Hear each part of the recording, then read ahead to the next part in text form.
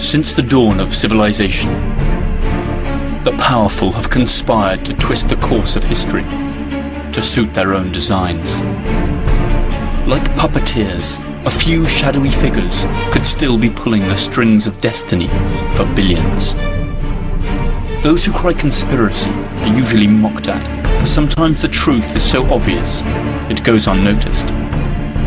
Are those merely paranoid fantasies cooked up to feed the appetite of paperback readers and web surfers, but which bear no relation to reality? Or are we living out some perfectly executed plan?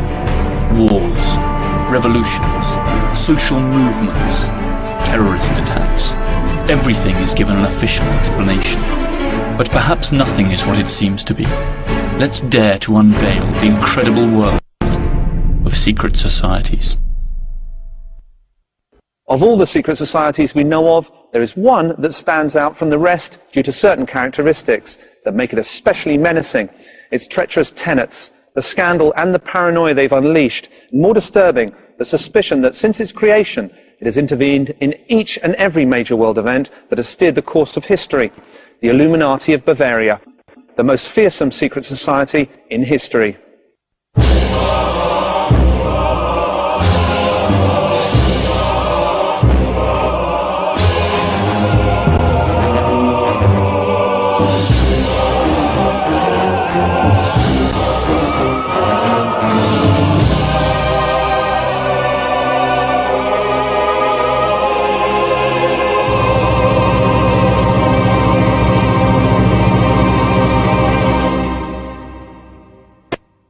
More than 200 years ago, here in Germany, in what used to be the independent electorate of Bavaria, a secret society was formed whose objective simply spelled world domination.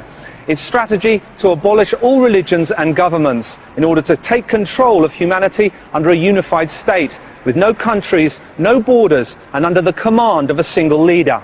Its name, the Illuminati of Bavaria. Perhaps you've never heard of them, or perhaps you have, and are familiar with some of the theories that blame them for all the bad things that have befallen us. Theories that intertwine verifiable facts with delirious conspiracy theories that run the gamut from the United States to aliens, but have a common thread in the founding tenet of the Illuminati, the creation of a new world order. And perhaps, and only perhaps, that great jumble of information and disinformation that today pervades the media is also part of a broader, sinister plan. The Order of the Illuminati was officially prescribed more than 200 years ago. But if we pay close attention to subsequent events, we shall find an alarming succession of coincidences that suggest strongly that they are still among us, and that their power, far from having waned, is still very much in evidence. To find out just how much is fact and how much is fiction, we shall start off by learning what history has to tell us about this mysterious order. Then we shall investigate what has happened since the order's demise. Finally, we shall draw our own conclusions. On May the 1st, 1776, Adam Weishaupt, a young canon law professor at the University of Bavaria, founded the Order of the Perfectibilists, also known as the Illuminati of Bavaria. Though it was influenced by the Illuminist trends of the time, the name of the order was inspired by the Spanish Alumbrados and the French Illumines, old Gnostic sects that upheld the communion of man and God without the intermediation of the Church. Initially, the stated objectives of the Illuminati seemed entirely harmless and philanthropic. To stimulate a human and sociable vision, support virtue where it may be threatened or oppressed by vice, to promote the progress of merit-worth people and foster the benefit of those deprived of education. Adam Weishaupt. Little is known of Adam Weishaupt, but he was undoubtedly a mysterious man. Even his name has given rise to speculation. Adam Weishaupt, in German, can be broken down into Adam, the first man, Weis, knowledge, or wisdom, Haupt, leader. That is to say, the first man that leads the wise. An entirely fitting name to define his role in the order he established and in the sinister plans he propounded. Adam Weishaupt was born in Ingolstadt, Bavaria, in the south of Germany in 1748. A convert from Judaism, he was raised and educated by Jesuits. A precocious intellectual, at the age of 28, he was dean of the Jesuit University of Canon Law at Ingolstadt. In spite of his apparent religious fervour and Catholic zeal, Weishaupt was obsessed with ancient Egyptian rites and rituals, and at the same time he also maintained regular contact with Freemasons, the historic enemies of the Catholic Church. Like many thinkers of that era, he admired Jean-Jacques Rousseau, who insisted that man was noble and free by nature, and could be governed without the need for religious or established institutions. The only practice that one ought to teach children is that they should never submit to one. Jean-Jacques Rousseau. The Illuminati were created within a Masonic lodge to which Weishaupt belonged. By that time, Freemasonry was already a prestigious secret society of long standing, and its excessive secrecy and closeness to the powers that be had turned it into the ideal nurturing ground for Weishaupt's order, who began to infiltrate it. The Freemasons, good keepers of secrets, would contribute knowingly or otherwise to the Illuminati plan. For his order, Weishaupt borrowed the strict, military-style hierarchical structure of the Jesuits and divided it into 13 degrees. First level, nursery, preparation, novice, Minerval, Illuminatus minor. Second level, Freemasonry, subdivided into 2 orders, Symbolic Apprentice, Fellow of the Craft, Master Freemason, and Scottish, Illuminatus Major, and Illuminatus Dirigens. Third level, Mysteries, subdivided into 2 orders, Lesser Mysteries, Priest and Regent, and Greater Mysteries, Magus, Rex, and King, or Areopagite.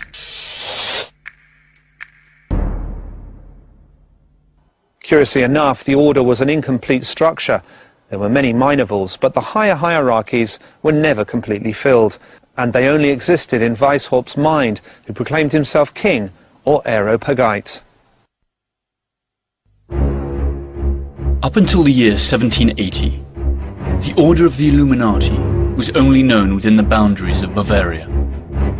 With the inclusion of Baron Nige, an enthusiastic Freemason reformer, new recruits flooded in.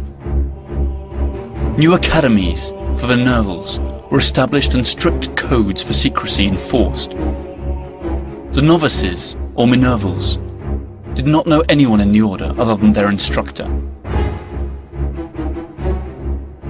If, after 3 years as Minervals, they were chosen to continue their training, they went on to become Illuminatus minor, and were permitted to know a little more about the real objectives of the order.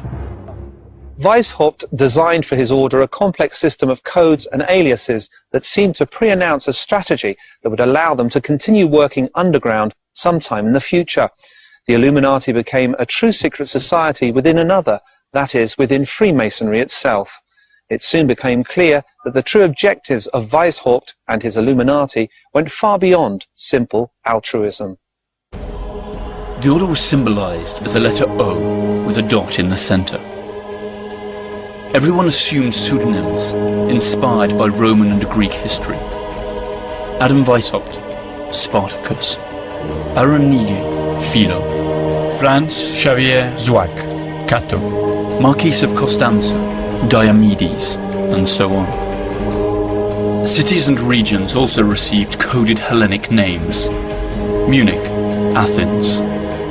Frankfurt, Thebes. Bavaria, Greece. Letters were coded with numbers in the lower degrees, and with hieroglyphics in the higher degrees. Just 7 years after he had founded his order, Adam Weishaupt boasted of having more than 600 followers in Bavaria alone, and many more in the rest of Europe. The order attracted influential people, including nobles and members of the clergy. Paradoxically, active members of the Catholic Church could be found among the ranks of the Illuminati. Perhaps these recruits were open-minded members of the clergy who had been attracted by the order's modernizing and humanistic views. But it seems equally likely that the Catholic Church had decided to infiltrate the order in order to learn more about its true objectives. If this were the case, the results were soon plain to see. The order of the Illuminati spread across Europe like wildfire, and soon the powers that be, the Catholic Church and Freemasonry itself, tried to put a limit to its expansion. Adam Weishaupt went into exile and worked underground, his secret files exposed and his true motives discovered. But the Brotherhood had already dispersed, and all its branches were prepared to act anonymously and in utmost secrecy. In 1790, the Order of the Illuminati had officially ceased to exist in Bavaria, Prussia, and the other domains of which is now modern Germany. But perhaps their disappearance was little more than a charade. After all, a secret society is born to act in the shadows, and when it is discovered, it must die in order to go on living. The order itself could perish, but not its objectives. The Illuminati fire had started, and it would be unstoppable. To return to man his fundamental rights of equality and liberty, we should begin by destroying every religion and every civil society, and finish abolishing property. Adam Weishaupt.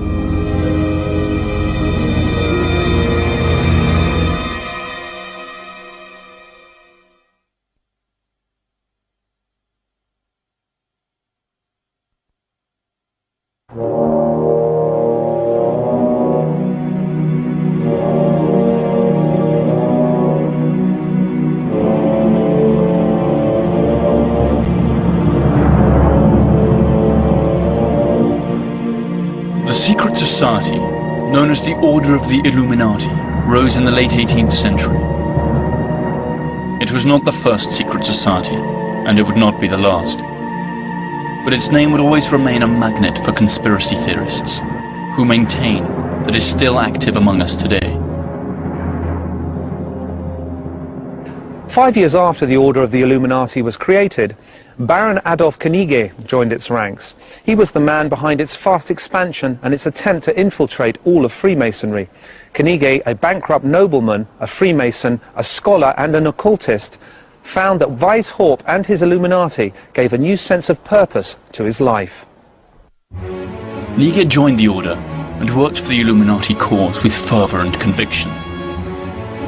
In very little time, he was able to infiltrate most of the major Freemasonry lodges, with the exception of the English and Scottish ones, which perhaps due to their conservatism, rejected Knigge's liberal ideas.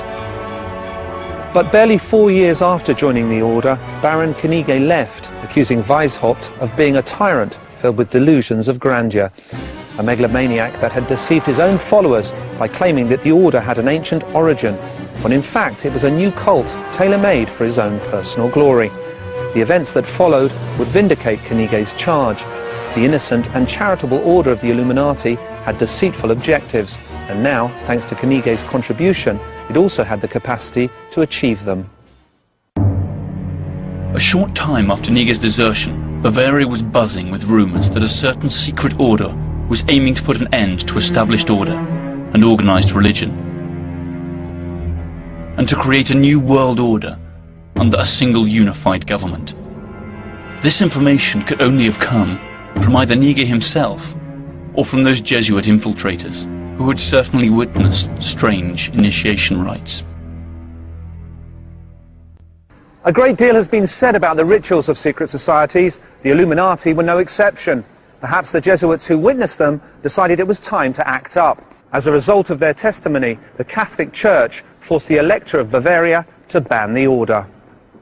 There were 3 rooms. In the last one there was a richly decorated red throne. On the other side there was a table with a red tablecloth, upon which lay the garments of the regent, a white leather cuirass, the red cross, and a white cloak with another red cross. The candidate walks across this room dressed like a slave, chains hanging from his hands.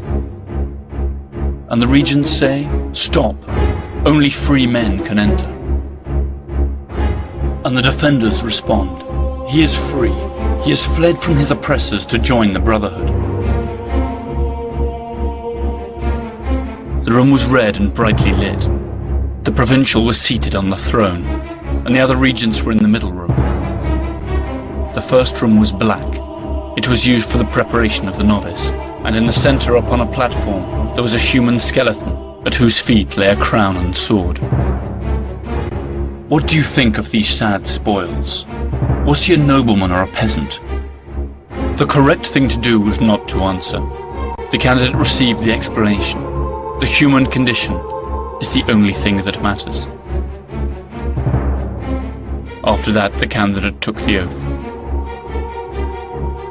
From a distance, these rituals seem to be rather naive, and Weishaupt's objectives unobtainable, even risible. But if we continue to analyze the historical events that followed, our laughter might turn to a horrible grimace. In 1783, 4 professors of the Marianus Academy were interrogated at a court of law on account of their belonging to the order. All eventually admitted that the Illuminati abjured Christianity, defended sensual pleasures, liberty, equality, and the right to commit suicide. The confession was made public and caused a tremendous uproar. How much had the heretics infiltrated the society? What was the reach of their plans for world domination? Who really were these enemies of church and state?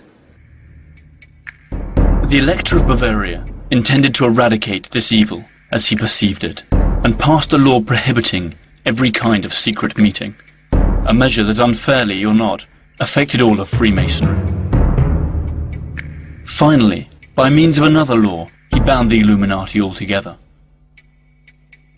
In 1786, the home of Illuminati lawyer von Zwack was raided and various papers and correspondence seized. But it was a freak event that sealed the destiny of the Illuminati, a bizarre accident that would be taken advantage of by the critics of the order and used to deal them a fatal blow. On July the 10th, 1785, a mysterious man rode swiftly under the skies of Bavaria. He was the apostate, Abbot Lanz, a friend and personal envoy of Adam Weishaupt, and an Illuminati. He never reached his destination. A lightning bolt struck him dead, leaving behind only his charred corpse.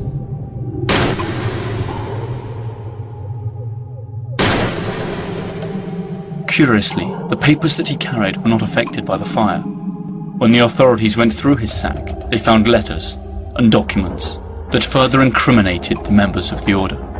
Thus Weishaupt could not avoid the disclosure of his true objectives, together with confidential information about his order's most important members. His plans for world domination and the abolition of the state, religion and private property, all penned in his very own handwriting, had come to light. Thus began the Illuminati panic, never to end. The episode of the lightning-struck rider sealed the fate for the Illuminati. Their world seemed to be coming to an end, but the facts that followed showed that in spite of these setbacks, Weishaupt's influence remained in full force and made him practically untouchable. In 1785, Weishaupt was dismissed from his university and expelled from Bavaria. Amazingly, instead of sending him to prison, the authorities offered him a compensation payment of 800 florins per year, which he rejected. Weishaupt went into exile, avowing that the order would return 10 times more powerful. Whether or not he kept his word is still a matter for speculation. Bearing in mind the charges that were levied against them, the lightness of the sentences passed is quite suspicious. Some even had the good fortune to be compensated with ready money. Perhaps the order already had enough political and economic leverage to press on the authorities. The fact is that their enforced exile had an unwanted consequence: the dispersion of the Illuminati to the 4 corners of the globe. Adam Weishaupt found a safe haven in Regensburg, where he published a pamphlet in which he clarified the charitable principles of the order. He then took up residence in Gotha, whose duke was an Illuminatus. The official story says that he abandoned all political activity and made his peace with the Catholic Church. Thereafter to lead a tranquil life, far removed from conspiracies. Such a luxurious and peaceful exile strikes as a suspiciously serene end for the leading conspirator of his time. It is reasonable to suppose that Weishaupt could have kept on working despite his low profile. And even if his retirement had been genuine, the order of the Illuminati already had a life of its own, as would soon be detected during the one episode that shook Western civilization the most and lay the groundwork for a true new world order: the French Revolution. During its heyday, the Order of the Illuminati had extended its tentacles of influence to France. There it recruited, among others, Frederick the Dietrich, the mayor of Strasbourg, Mirabeau, the politician, and the Duke of Orleans, who recruited followers to the Parisian Freemasonry lodges. The strength of our order lies in its secrecy. It should never appear anywhere under its own name, but always shrouded in another name and another occupation. Adam Weishaupt. The connection between the Illuminati and the Jacobins during the French Revolution of 1789 was denounced by one of the order's most fervent detractors, Abbot Augustin Barruel. Likewise, the Scottish Freemason, author John Robison, devoted a long and verbose chapter of his work to what he regarded as the Illuminati's influence on the revolution. Robison maintained that Weishaupt and the Club of the Illuminati, together with the Club of the Jacobins, controlled the National Assembly, and from Paris ruled all of France. One wonders if the Illuminati acted in good faith, seeking to free the French from royal oppression, or if the revolution was merely a convenient vehicle for its plans for creating a new world order, free from monarchy and religion, but under their control.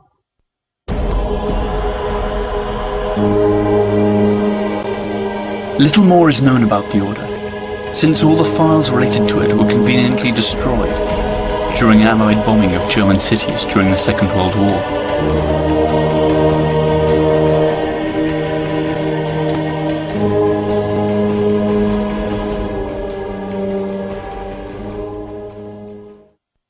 Who were the Illuminati?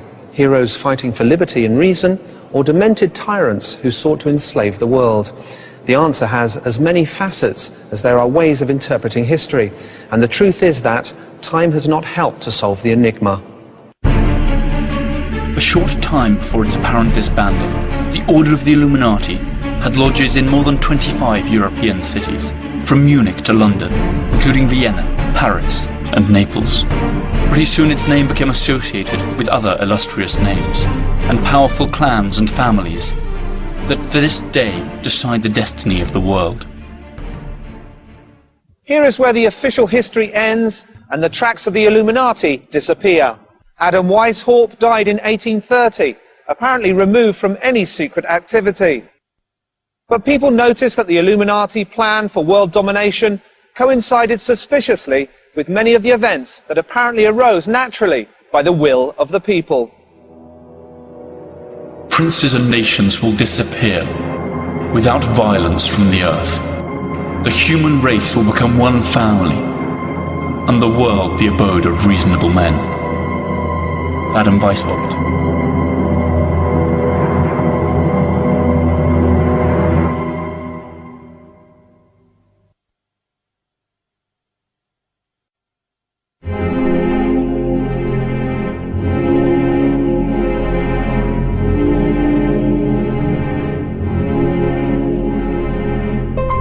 Up until its apparent dissolution in 1790, the Order of the Illuminati boasted members in all the important European cities.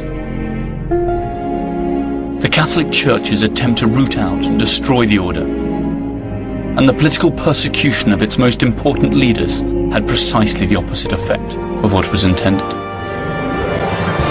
the Illuminati were scattered to the four winds, and in the shadows they moved like fish in water.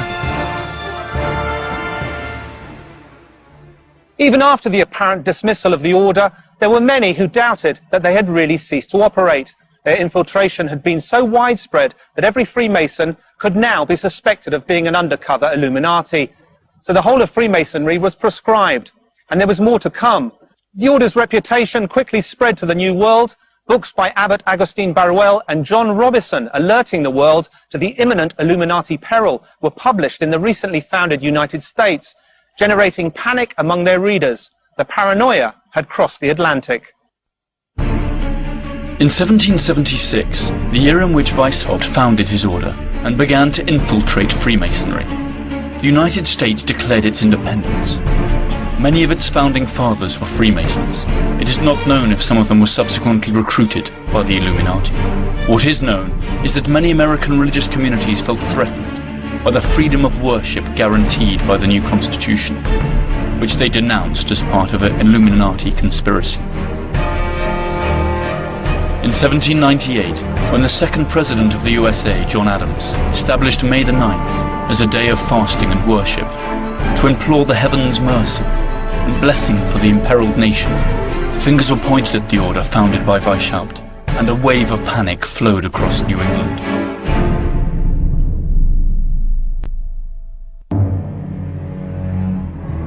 We should strive to do all we possibly can to endeavour the advance of the Illuminati in all important public positions. Adam Weishaupt. In Boston, Reverend Jedediah Morse dedicated his sermons to the Illuminati threat.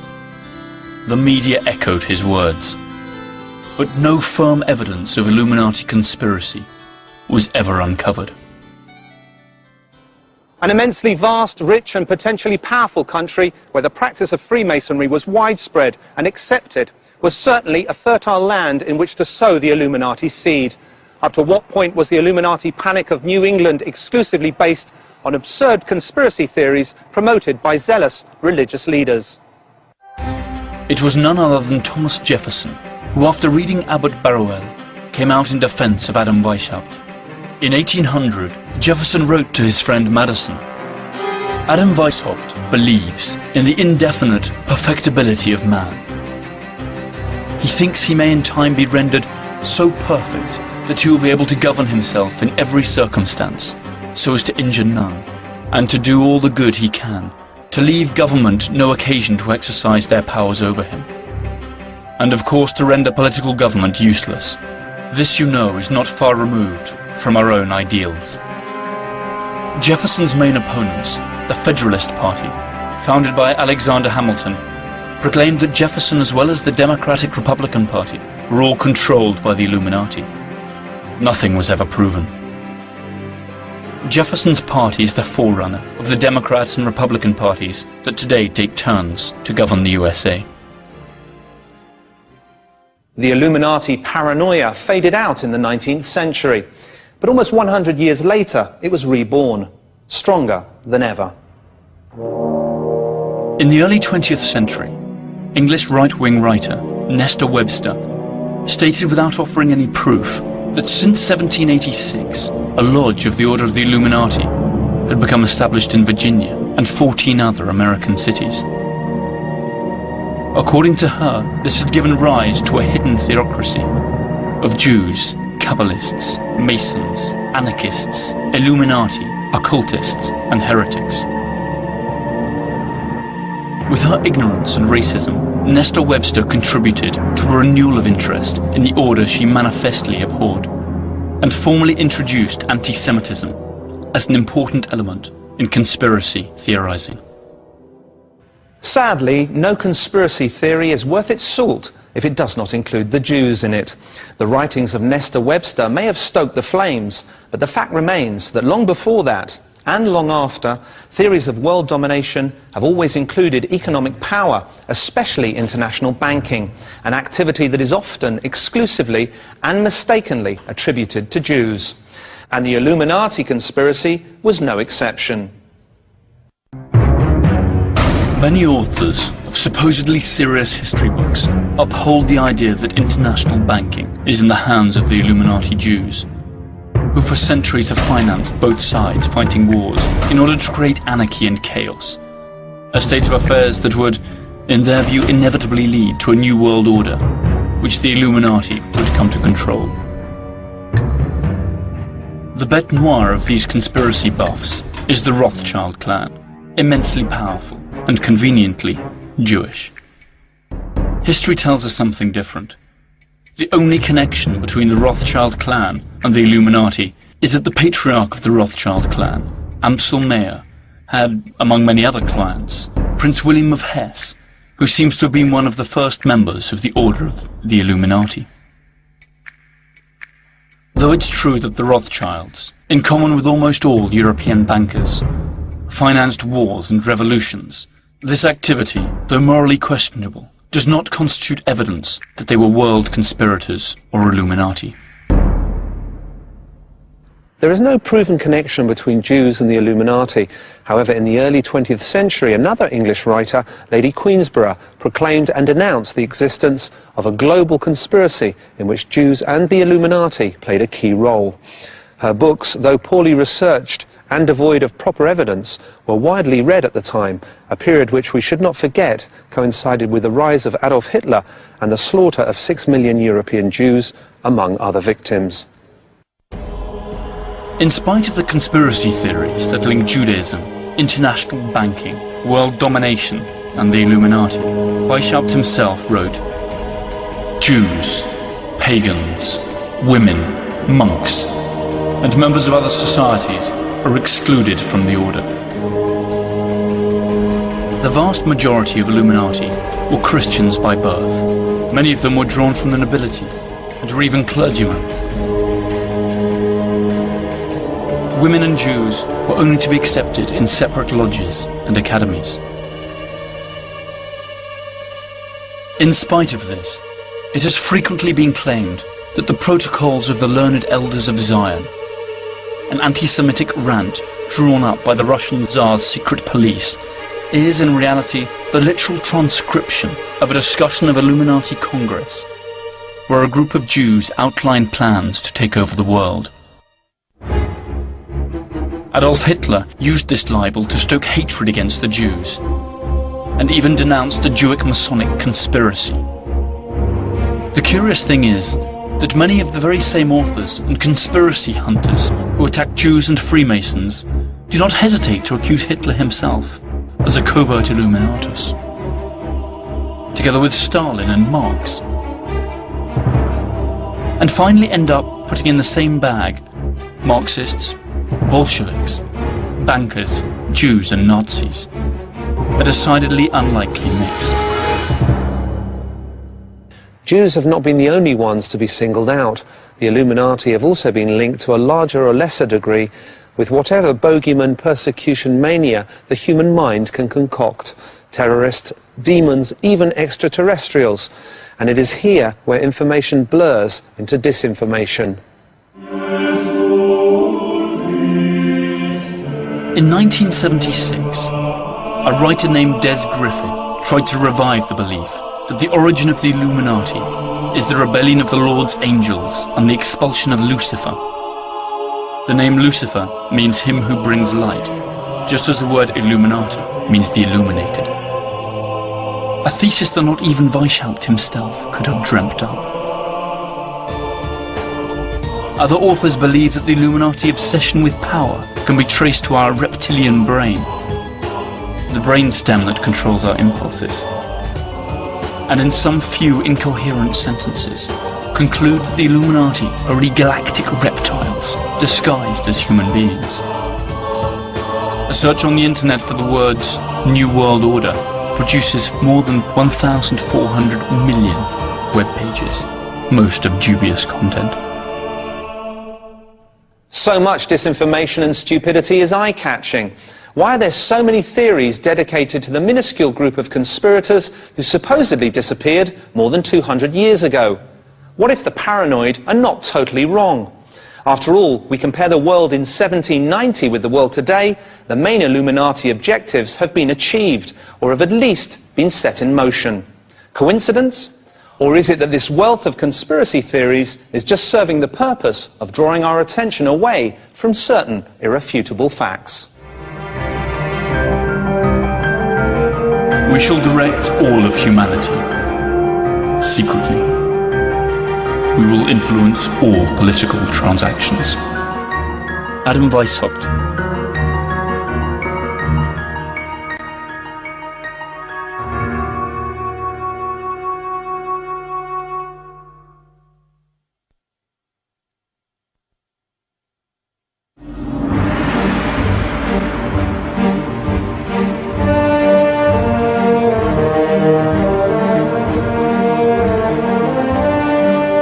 Since its dissolution in 1790, up until the present day, the Order of the Illuminati has been the prey of choice for a legion of conspiracy hunters.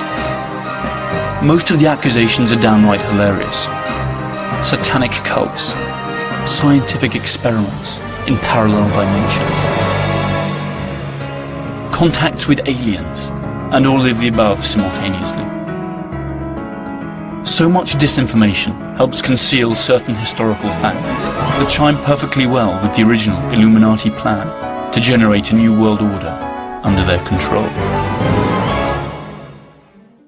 The saying goes that the best way to hide a secret is to shout it in the marketplace. In the case of the Illuminati, the saying holds true.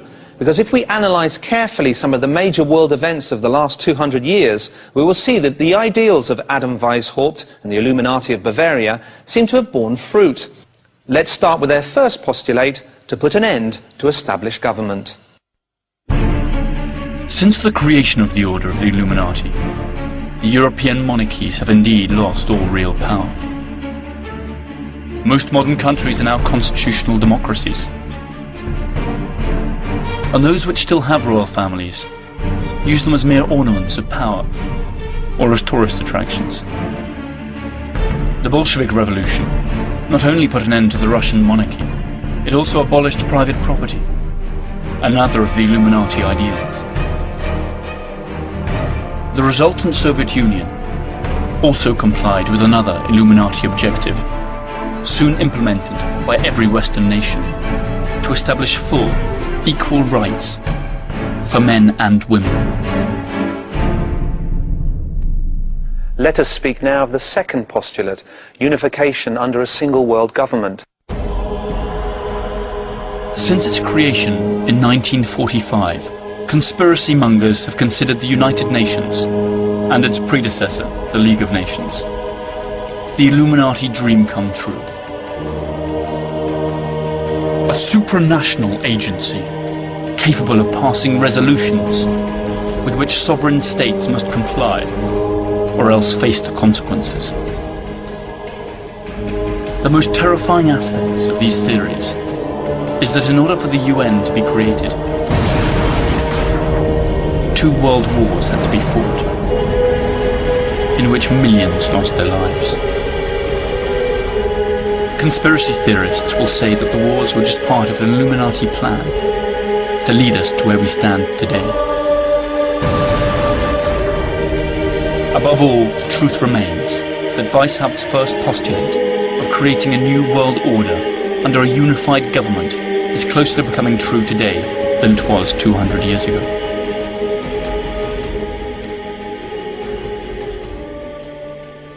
And what about the third objective of the order? To put an end to religion. When Weishaupt spoke of religion, he spoke of the established religion in Europe, Christianity. So what of Christianity today? Thanks to the secret activities of the Order, or else the growing influence of humanistic and rationalistic doctrines, since the creation of the Illuminati, the Catholic Church has been steadily losing its influence. Science and reason have encroached on the territory that was once ruled by faith, and today religion occupies a limited space in our lives compared to what it had 200 years ago. A space that is continually contracting thanks to ephemeral but more contemporary styles of worship that attack the central tenets of Catholicism. abortion, euthanasia and divorce, only the most visible symptoms of a structural weakening of the once almighty Church of Rome. And finally, a new world order. Isn't this precisely what globalization proposes? Globalization itself seems like an Illuminati dream come true. Free flow of capital, free flow of information. The sensation that each time we are more in control of our own decisions. But all of it, capital, information, servers, internet, is in actual fact manipulated by a single world power. Are we living in a world designed by Adam Weishaupt? The next logical question is, who is the leader of the Order of the Illuminati today? Who are Weishaupt's successors, if indeed they exist? Many groups have claimed to be the heirs of the Order of the Illuminati of Bavaria. Usually these are sects or small groups that few people take seriously and do not pose any threat. That is why conspiracy mongers aim in another direction: the United States. Their chief argument centers on the March 6, 1991 speech, when George H. Bush, President of the USA and former Director of the CIA, used the phrase New World Order when addressing Congress. After defeating Saddam Hussein in a war that many today regard as an imperialistic blow against an oil-producing country. What is at stake is more than one small country. It is a big idea, a new world order, where diverse nations are drawn together in common cause to achieve the universal aspirations of mankind. The theory contradicts itself in as much as the government of the USA is actually one of the most conservative in the modern world. But is this fact enough to discount it altogether? Could it not well be another contrivance of that many-headed monster that once appeared in the form of the Order of the Illuminati? Does not the inscription Novus Ordo Seclorum, which translates as a new order of the ages, in other words, a new world order, appear on the dollar bill? Were not most of the founding fathers Freemasons, along with many of the prominent public figures who followed them at a time when Freemasonry was infiltrated by the Illuminati? One must speak at times in one voice, and sometimes in another, so that our true purpose turns out always to be unfathomable to the lower members. The end justifies the means. Adam Weishaupt. The fact that the most powerful country in the world is run by Illuminati is without doubt a laughable theory, but a laugh that brings a chill. Because if it were true, what does the Order have in store for us in years to come? And worse, how deep is their power of infiltration? Is the power of the Illuminati simply an exaggeration by bestseller writers and fools?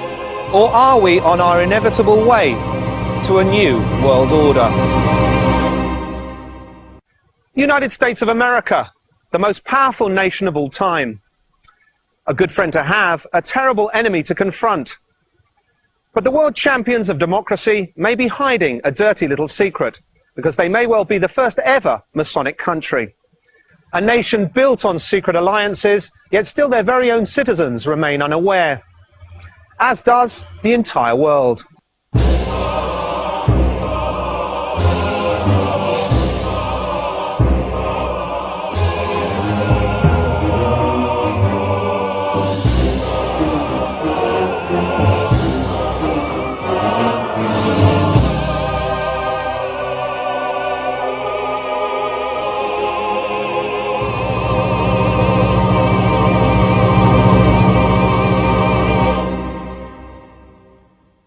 Among those who instigated the American Revolution, the French Revolution, and the Latin American Wars of Independence, a startling number were either paid-up Freemasons or sympathetic to Freemasonry. But particularly in the case of the United States, the Masonic influence didn't stop once independence had been achieved. Freemasonry also later participated in the planning and development of this country's political infrastructure, and in the management of it up to modern day. Whether this is a good or bad thing depends on one's opinion about Freemasonry. So first, we should understand what Freemasonry is all about. Freemasonry is a secret brotherhood whose origins go back to the builders' guilds of the Middle Ages. Maçon in French means bricklayer. It was born out of the need of these craftsmen to aggressively protect their skills, and by doing so, to maintain their status and livelihoods. In addition, their secrecy helped save their brethren from official persecution, since many of the Masonic ideals clashed head-on with those of the Church in Rome. By the end of the Middle Ages, Masonry had evolved into Freemasonry, or Free and Accepted Masons. Free for not admitting slaves or serfs into their ranks, and accepted for now accepting not only builders, but also anyone who swore allegiance to their rules. Freemasonry became an anti-clerical and anti-monarchical secret society that kept many of the symbols and rituals of the original builders' guilds. Though it became a civilian social organization with avowedly humanistic objectives, on many occasions its operations were secret and unmistakably political. For centuries, Freemasonry was officially persecuted by the church and the establishment. However, many nobles and clergymen did in fact belong to this secret society. Its ability to attract even those who were supposed to be against it made Freemasonry all that more intriguing and disturbing. The origins of Freemasonry in the United States go back to 1682, when Scotsman John Skene, an active member of the Scottish Aberdeen Lodge, took residence in the American colony of New England. 3 years later, he was made Deputy Governor of West Jersey. Jonathan Belcher, who was Royal Governor of Massachusetts and New Hampshire, became a Freemason in London in 1704, and boasted of being the first Freemason to be born in the United States. By 1776, what we now call the United States were barely 13 small colonies crowded upon the East Coast. They had been founded by English Protestant Puritans, the famous Pilgrims, who had been expelled from England by the powerful Anglican Church. The rest of the country was a rich and vast terrain inhabited exclusively by native tribes, an unexplored land that was more often than not conquered at gunpoint. This was an era where men worked, fought and dreamed while God watched them from the pulpit, or so they believed. In that rugged landscape, within a social structure dominated by the Puritans, the first Freemasons began to disseminate the revolutionary ideas they had brought from Europe. Ideas of religious freedom, independence, science, rationalism, and humanism. The emerging American Freemasons were strongly influenced by the Rosicrucians, another secret society that was created in Germany in the early 15th century for the study of the hidden arts. The American Freemasons adopted many of the Rosicrucians' mystical ways, as well as their Greek and Egyptian symbols, symbols that can be seen in many American national emblems today. The Rosicrucians claimed to have founded their first American lodge in 1694 in Philadelphia, when William Penn, the Quaker who founded the first American community to advocate total religious liberty, Pennsylvania, invited Johann Jacob Zimmermann's Chapter of Perfection to leave Germany and join them. Zimmermann, a Rosicrucian, believed that Christ would return in the year 1700. So in 1694, they built an observatory on American soil to watch for the return of the Lord. To Zimmermann's regret, Jesus did not show up, and the Rosicrucians subsequently dispersed around Pennsylvania. Some of them became wandering spiritual healers who used amulets and staged ceremonies to ensure good crops and to drive away bad luck. In 1717, the Great Lodge of England was founded. It claimed authority over all other lodges in the English colonies. But the American lodges rejected the right of the Great Lodge to exert control over them, and they did not recognize its authority. The Great Lodge of England countered this by encouraging the creation of several other faithful lodges in the colonies. It's important to point out that the uprising of the American Masonic lodges against the English ones predates the American Revolution by many years. Therefore, whether this was planned or not, they became the very first bearers of revolutionary thought. As they grew in number, the vision of independence spread across the whole country. In 1776, the United States declared their independence, and soon after, their constitution was adopted. The contribution of Freemasonry in these events was fundamental, since many brethren were involved. In 1732, Benjamin Franklin was initiated into the Turn Tavern Lodge in Philadelphia. That same year, James Oglethorpe, founder of the Savannah Colony, which would later become the state of Georgia, created the Solomon Lodge. It was here that the two men destined to become the first Jewish-American Freemasons, Moses and Daniel Nunes, were initiated. Regardless of their origin, these English and native lodges spread like wildfire throughout the country, fueled by the prestige that came with being a member of them. In 1740, most respectable men in the New England colonies either were or wanted to become Freemasons. In 1773, a group of outraged Mohawks staged a protest against what they considered unfair English custom duties by dumping overboard the tea cargo of 3 ships. It was the famous Boston Tea Party. Today it is suspected that many of those supposed Mohawks were in fact disguised Freemasons who belonged to the St. Andrew's Lodge of Boston, a lodge that curiously did not convene that night. The church was particularly infuriated by the fact that many Freemasons supported deism, a Christian philosophy that believes in a personal God and upholds a purely rational interpretation of Scripture, discrediting revelation. According to deistic principles, the Bible holds many truths and wisdom, but it is not inspired by God. Deists also deny that Jesus is the Son of God, and claim that faith is no substitute for observable facts. They do not believe in prophets or miracles. God can only be known through experience and knowledge. For the Church of England, as well as for the Puritans, deism was clearly a heresy that had to be wiped out. The persecution of heretic Freemasons was relentless, but nothing could stop them. Soon the British colonies in America would take their first great steps towards liberty, and in their footsteps the trace of Freemasonry could be clearly seen. Freemason and revolutionary ideas blended well. Masonic principles chimed with the American culture of the era, steeped as it was in notions of fraternity, liberty, and equality. Pennsylvania was a particularly fertile breeding ground for Freemasonry, since its inhabitants considered it to be the promised land of those who had suffered persecution in Europe.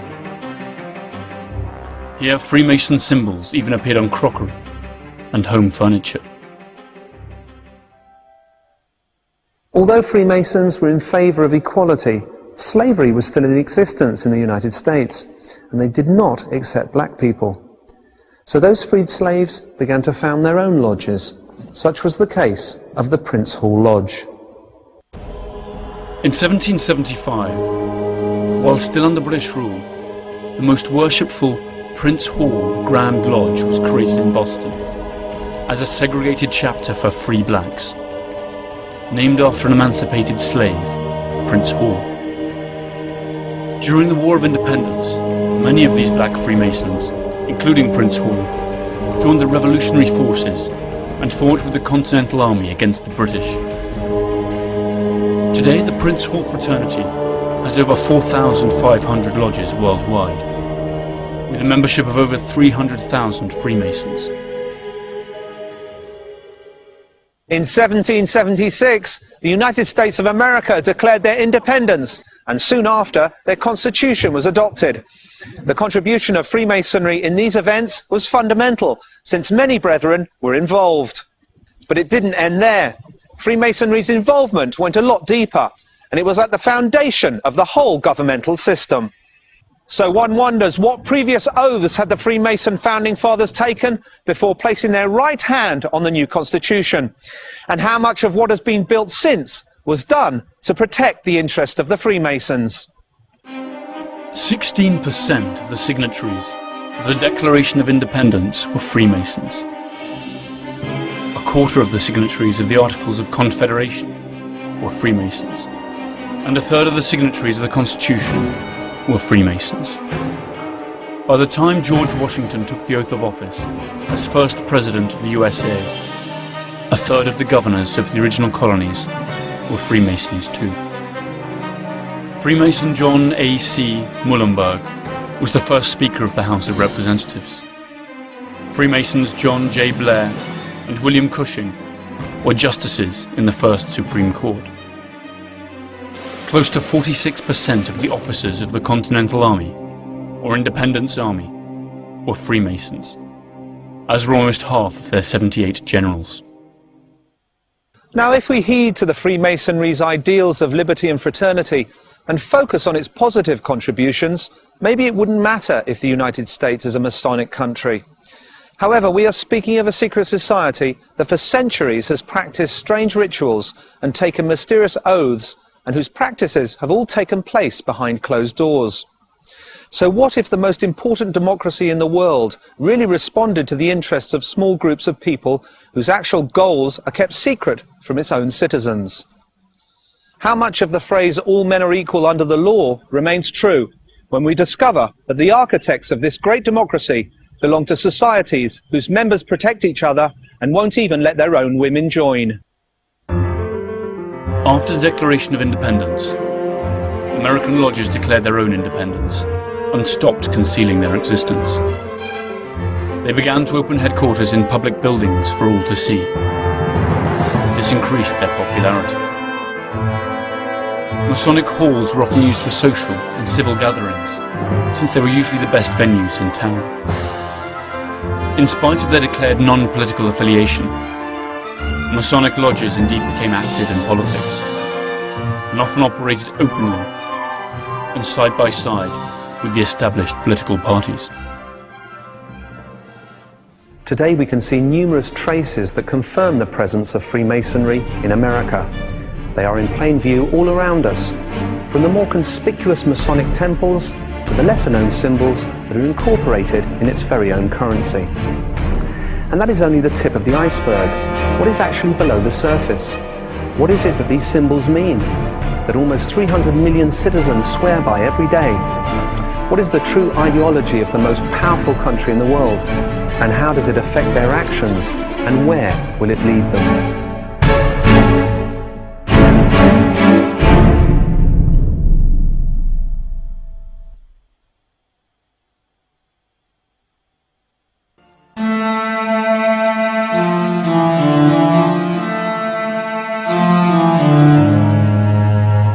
In the early 18th century, Freemason became particularly strong and influential in North America, where it played a key role in the creation of what today we know as the United States of America. Many of the USA's founding fathers were Freemasons, among them Benjamin Franklin. Franklin was a printer, scientist, inventor, politician and diplomat. In 1726, upon returning from England, he founded his own secret society, the Leather Apron Club.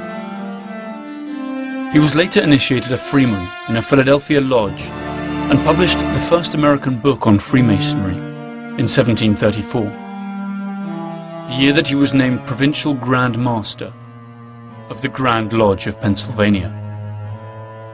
In 1755, Franklin participated in the inauguration of the first Masonic Hall in Philadelphia. Without a doubt, Franklin was fully committed to the cause. But which cause was that? American? Masonic? Both, perhaps. Another famous American Freemason was George Washington, and a statue of him can still be seen today, posing as a Baphomet, a Masonic icon related to Lucifer. A mere coincidence, Or does this have a more significant meaning? So what is the statue trying to tell us? The neoconservatives and ultra-religious groups in the USA today should perhaps ask themselves, what exactly are they celebrating on the 4th of July? George Washington was initiated in 1752, while still a youth in Fredericksburg, Virginia. The following year he obtained the rank of Master Freemason. He took the oath of office as first President of the USA in the Federal Hall on Wall Street, using a Bible loaned by the neighbouring St. John's No. 1 Lodge. Centuries later, another GW, George W. Bush, swore on the same Bible, though he does not admit to being a Freemason. In May 1791, George Washington announced the creation of the new country's capital city, which would rise on the banks of the Potomac River. A month later, a group of Freemasons gathered in the town of Alexandria for a ceremony in which they laid the foundation stone of the city that would soon be called Washington, D.C., and whose design would be influenced by Masonic symbolism. On September the 18th, 1793, George Washington, wearing the leather apron and ruff of a Grand Master, laid the foundation stone of the Capitol, a building that has all the hallmarks of Masonic architecture. The capital of the United States of America is perhaps the city with the most symbolism in the world. The design of its buildings, statues and monuments are true to the Freemason principles upon which the city was founded.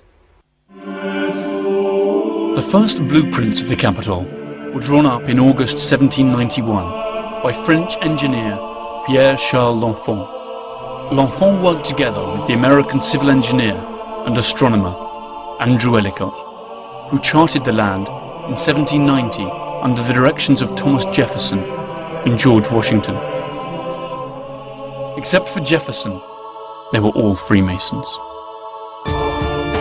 In L'Enfant's blueprints, the three most important buildings, the Capitol, the White House, and Washington's monument, the obelisk, form a right-angled triangle, where the hypotenuse is Pennsylvania Avenue, between the White House and the Capitol. The set square is the Masonic symbol par excellence. It's worth asking why American symbols do not portray anything American. For example, the obelisk. Although it stands out in an unmistakable way, few question why this Egyptian symbol stands dominantly in the heart of the city rather than something a little more American. The answer is obelisks, like many other Egyptian constructions such as pyramids, are Hermetic symbols and therefore both Masonic and especially Rosicrucian. True to their origins as builders, Freemasons always gave fundamental importance to architectonic symbols. To this day, there are those who assert the intersection of Massachusetts Avenue, Rhode Island Avenue, Connecticut Avenue, Vermont Avenue, and K Street Northwest form a Pythagorean pentagram or five-point star, a design scheme which many evangelists and other conservative groups believe to be satanic. We can conclude that Washington, D.C. is, right from its foundational design, a symbolic evocation of Masonic principles. In the early 19th century, America was swarming with Masonic lodges, and their members were all important people in the community. Now, if the Brotherhood had done so much for the American Revolution, if their principles were so innocent, and they enjoyed widespread influence and social prestige, why did the lodges still remain so secretive? What did they have to hide, once free from the monarchy and the Church of England? Perhaps the many Freemasons that are studied in American history textbooks today could have provided us with the answers. In 1801, John Marshall, previously Grand Master of Virginia, was named Chief Justice of the Supreme Court. In 1804, Lewis and Clark, both Freemasons, left St. Louis to explore the Pacific coast, becoming the first pioneers, and in the process claiming land that belonged to Native Americans in the name of the United States, and presumably Freemasonry. Freemason Stephen Austin established the first Anglo-American colony in the Mexican state of Texas. Andrew Jackson was the first president of the USA to previously have been Grand Master of his own state. He was in office from 1829 to 1837.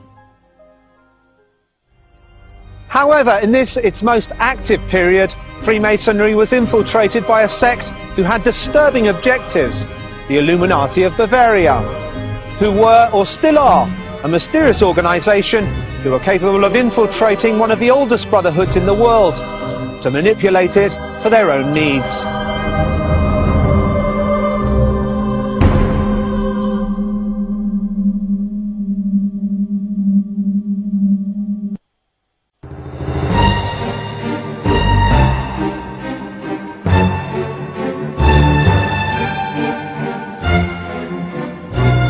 Freemasonry was undoubtedly the starting point for many of the most progressive ideas of the 18th century.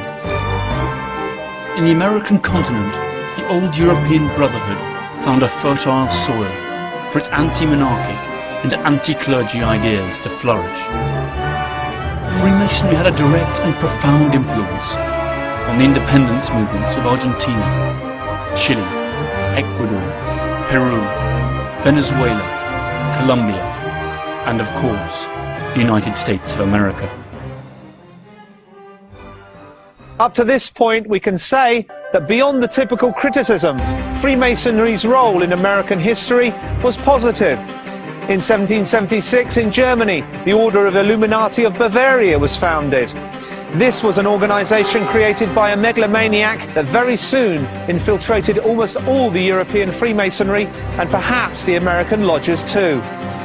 The Illuminati proposed putting an end to religion and all established government to create a new world order. When they were exposed, people began to panic, and the whole of Freemasonry was subject to suspicion. And from this, it would never fully recover. In 1776, just a few months before the American Declaration of Independence, the Order of the Illuminati was founded in Bavaria, in what is today part of Germany. Their founder and driving force was Adam Weishaupt, an eccentric idealist and a true megalomaniac, who, inspired by the ideas of Rousseau, went in a quest to satisfy his own vaulting ambitions. Just like the great philosopher, Weishaupt upheld that man should embrace his pure, natural state and govern himself. But unlike Rousseau, Weishaupt advocated the dissolution of the state, the abolition of private property, and the banning of all religions. He wanted to recast all existing societies and cultures into a single, secular order, one that he himself would rule. Adam Weishaupt intended to be a true world dictator. The Order of the Illuminati spread throughout Europe and grew strong among Freemasons and the nobility until they were eventually discovered and their ambitions thwarted, or so it was believed at the time. However, it is suspected that years later, the French Revolution and its subsequent phase of terror were carefully staged and managed by the Illuminati. In 1798, their presence was reported in America, causing the infamous New England Illuminati panic. If, since 1776, the Illuminati had infiltrated Freemasonry, one could ask how many of the founding fathers were Illuminati as well as being Freemasons. This possibility was perfect ammunition for the enemies of Freemasonry. With the Declaration of Independence, the United States established freedom of worship. The religious and conservative sectors were furious, and an anti-Masonic campaign was soon up and running. The New England Illuminati panic could have been a manufactured propaganda campaign designed to nullify the actions of the Founding Fathers. Or it could have been genuine. The fact remains that John Adams, the second President of the United States, designated May the 9th as a day of fasting and worship, to implore the heavens' mercy and blessing for the imperiled nation. After this statement from Adams, the paranoia of the Illuminati became hysteria. The prestigious Reverend Jedediah Morse of Boston devoted 3 months of sermons to condemn what he called a conspiracy to attack the true religion and liberty. He held the Illuminati responsible of attempting to destroy the system, unleash chaos, and take control of the world. Morse based his theories on those of Scottish Freemason John Robison, who maintained that the Illuminati, who attacked thrones and altars, had already established themselves in the United States. Morse's sermons, along with the wide circulation of Robison's books and those of Abbot Augustin Barruel, stoked the hysteria and provoked sensationalist newspaper stories.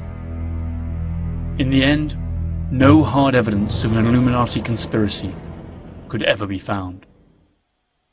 However, there is one curious fact. Thomas Jefferson himself, one of the founding fathers of the new nation, defended the Illuminati in writing.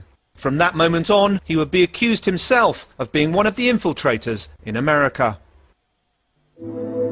After reading one of the books by Burwell, Jefferson wrote a letter to Bishop Madison, saying that Adam Weishaupt believes in the indefinite perfectibility of man. He thinks that he may in time be rendered so perfect that he will be able to govern himself in every circumstance so as to injure none, to do all the good he can, to leave government no occasion to exercise their powers over him, and of course, to render political government useless. This, you know, is not far removed from our own ideals. Was Thomas Jefferson an Illuminati? His enemies immediately used this letter against him. The Federalist Party hit back and accused the Democratic Republican Party, headed by Jefferson and Madison, of being puppets controlled by the Illuminati. The truth perhaps will never be known, but it is worth pointing out that Jefferson's and Madison's party is the direct ancestor of the modern Republican and Democrat parties that have dominated the US political system since the Civil War.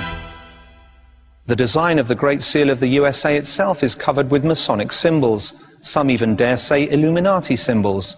And this seal is printed, of all places, on the dollar bill, the very currency that rules the world. The Great Seal of the US was created in 1782, and due to its Masonic symbolism, it has been accused of being both Illuminati and Satanist by various conservative and religious groups. One side shows the American bald eagle. The original design had a phoenix, another Masonic symbol. Above the eagle can be seen 13 stars inside a circular design, representing a new constellation. The stars are five-pointed, or pentagrams, a Masonic and Hermetic symbol. It is often linked to satanic worship. The layout of the pentagrams forms a hexagram, or Star of David, another Kabbalistic and Hermetic symbol. On the right claw, 13 arrows. On the left, an olive branch with 13 leaves. Across the breast of the eagle, a shield with 13 stripes. Why 13? Maybe because this was the number of the original American colonies. Or maybe because this is the number of Illuminati degrees. But the most curious details on the reverse side of the seal, where there is a truncated pyramid with 13 steps. The capstone bears the symbol of the great architect of the universe, the all-seeing eye. Underneath the pyramid reads Novus Ordo Seclorum, or New Secular Order, strikingly similar to the Illuminati's manifesto for a new world order. It is also possible to draw a pentagram whose vertices rest on the letters M, A, S, O, N, and the all-seeing I. These letters spell both Mason, as well as AONSM, that could stand for Ancient Order, Noble Mystic Shrine, an order appendant to Freemasonry. The pyramid itself is a typical Masonic symbol. The year 1776, in Roman numerals, corresponds to that of the Declaration of Independence, but also to the year in which the Order of the Illuminati was founded. E pluribus unum means from all one, a phrase that has been associated with the Illuminati plans of world domination under a single government. What part of this is mere chance? How much just fantasy? And what is actually true? Who can say? Though we cannot forget that most of these accusations came from the ultra-conservative sectors, similar to those that still prevail in the United States today. People who are oversensitive, phobic and paranoid, and fans of the traditional sport of witch hunting. The panic generated by Morse's sermons finally dissipated, but less than 3 decades later, a massive anti-Masonic paranoia was unleashed, and this time its members would be pursued relentlessly.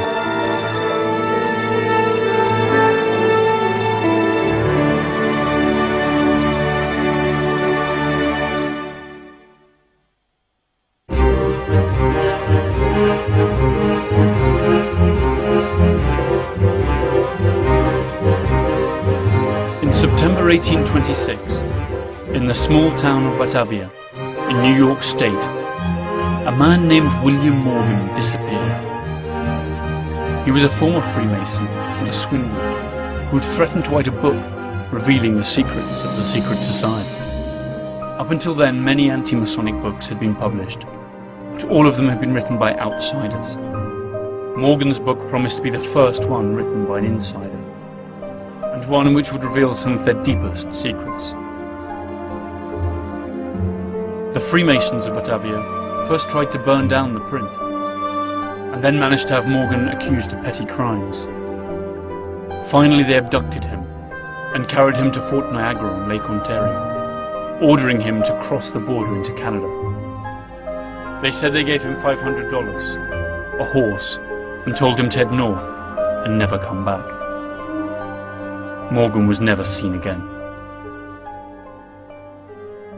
Without doubt, the Freemasons' reaction was horrific, but those were wild times, and America was a wild country.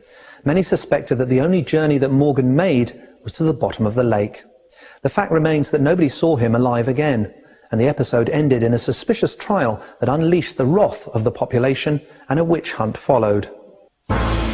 26 Freemasons were accused, and 6 of them faced trial, although not for murder.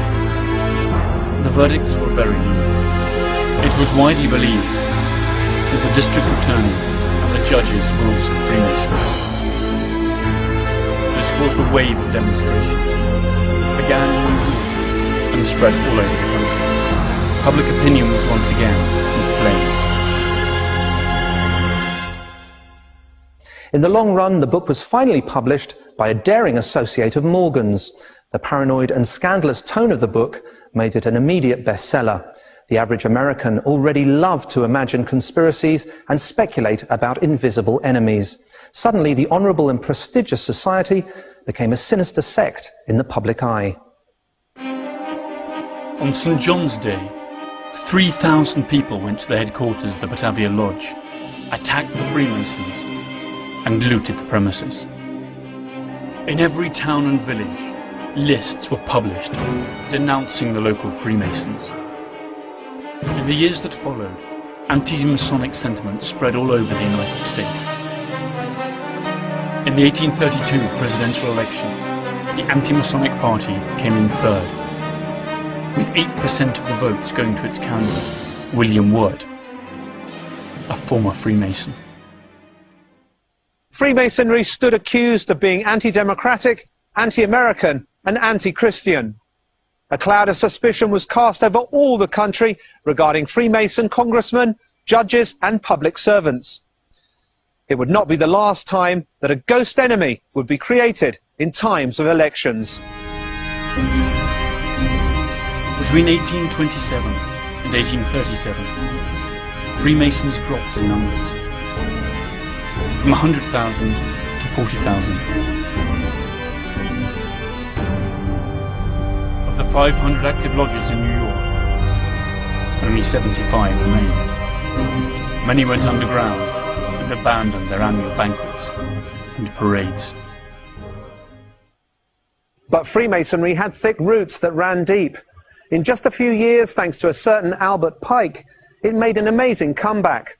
And since that new resurgence, its members would once again reach the highest positions in American society. Albert Pike was a brilliant intellectual. In 1850, he was initiated into the Western Star Lodge, number 2 of Little Rock, Arkansas, and went on to accumulate more than 130 Masonic degrees. It has been said that Pike was an Illuminati, and also one of the founders of the Ku Klux Klan, though there is little evidence to support either of these claims. It is also said that together with Giuseppe Mazzini, a great Italian Freemason leader, he had planned 3 world wars, at the end of which the Illuminati would take over world power. This assertion is also unproven, but quite popular on websites and books. Pike brought about a Masonic resurgence through many union-like fraternities and other forms of Masonic social organizations, such as mutual benefit funds. These became prosperous business ventures, quite popular with the American middle class, and made Freemasonry popular once again. In 1885, the Statue of Liberty was presented to the United States by France to celebrate the former's centennial in 1886. There are those who say that it was really a gift from the Freemasons of the Great Orient of France for the centennial of the First Masonic Republic. The two explanations are not mutually exclusive. The statue holds aloft the torch of illumination, or the flaming torch of reason, that symbolizes the sun. Its official name is Liberty, Enlightening the World. It was designed by a Freemason sculptor named Frederic Auguste Bartholdi. The French engineer who built it was also a Freemason, Gustave Eiffel, who also built the tower that bears his name in Paris.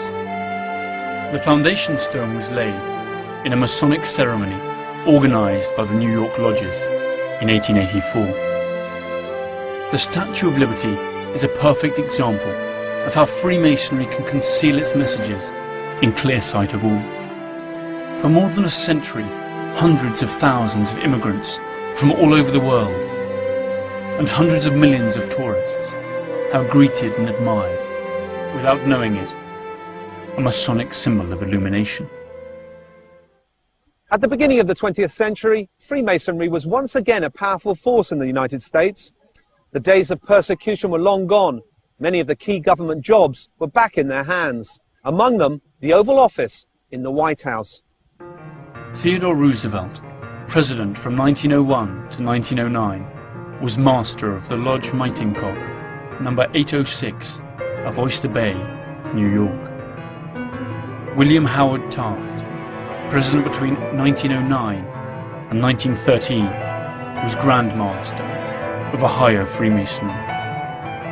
Warren G. Harding, president from 1921 to 1923, was a degree 33 Mason in Ohio Fraternity, number 26.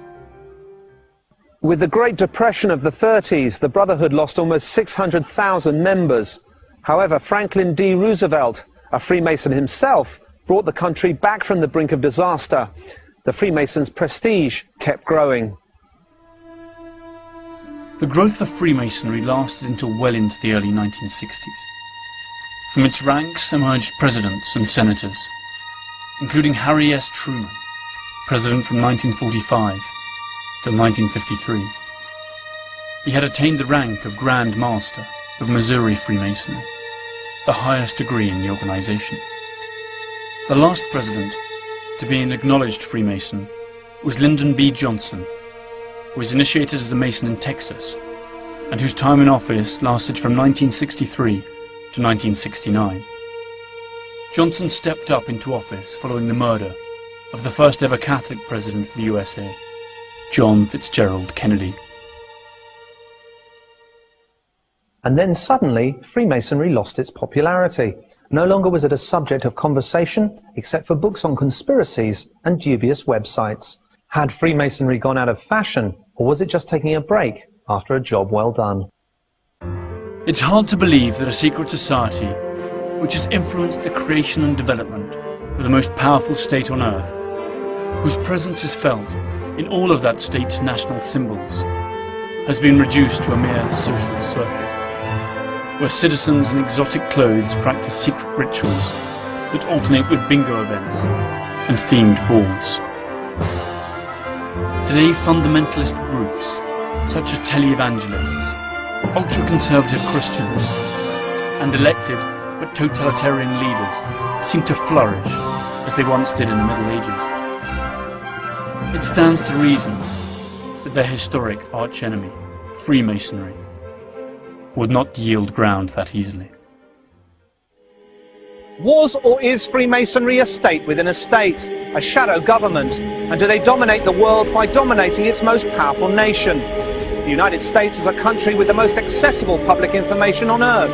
However, it was built brick by brick, law by law, following the secret principles of a hermetic society that doesn't even open its rituals to the public. A large percentage of the country's leading men were or are Freemasons. In the land of opportunity where all are supposedly equal under the law, how does belonging to this special brotherhood help you in any way? How many American symbols really represent something different to what citizens believe? The vast majority of American citizens hold a job, pay their mortgage, watch the news at 8, and most of them even vote when they are required to. They live under the illusion that they control their own destiny and the destiny of their families. Meanwhile, the all-seeing eye watches attentively from the very currency that they all work so hard to attain. The world is flooded with secret societies. Their members range from unknown citizens and eccentrics to top executives in the most important companies, banks, and even governments. Some have become famous in recent years because of the boom in conspiracy literature. 3 of them in particular in recent years have caught the public eye: Skull and Bones, the Bilderberg Group, and the Council on Foreign Relations, or the CFR. To their members, these are nothing but innocent fraternities or simple think tanks. To their critics, parallel world governments. As always, the truth lies somewhere in between.